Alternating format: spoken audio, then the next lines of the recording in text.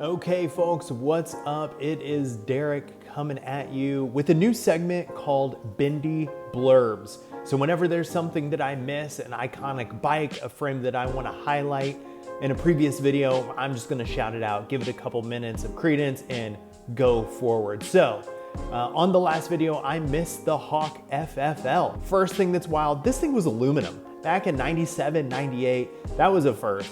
And then number two, it was square aluminum.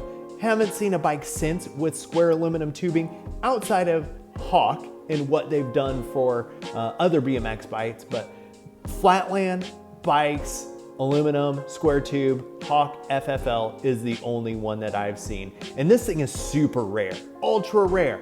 There's like 5 examples on BMX Museum, and that's really it. That's all I had to reference.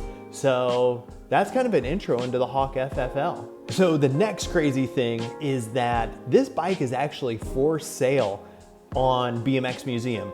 Link in the description, but there's an example, maybe cracked, maybe a little beat up, but you could get your hands on a 97, 98 Hawk FFL aluminum Flatland frame right now if you really wanted one, which is wild. These things never pop up. So check it out, buy it, let me ride it.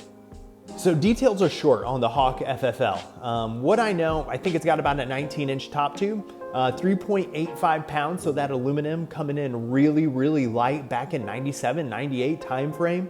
I think it probably has like a 74, 74 and a half, 75 head tube angle, but if you look at the pictures, it looks kind of slack. It could be like 73, 73 and a half.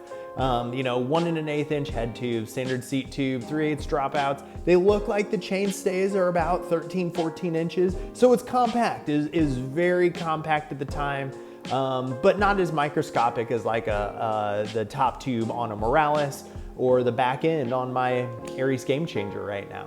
And if you are a fan of this frame and you've thought of it being named the full frontal lobotomy like I have up until like a day ago, apparently Bill Paxton confirmed at some point with BMX Museum user Hawk XXL that it does not stand for full frontal lobotomy and instead stands for Flatland, which is gnarly. That's a super gnarly name for a bike frame. If that's true, that's even cooler. Another thing that I learned, this was Shaun White's signature frame back in 97, 98. So, details are creeping around about this bike, but it's out there. This is a blurb. That's all I have to share. Enjoy.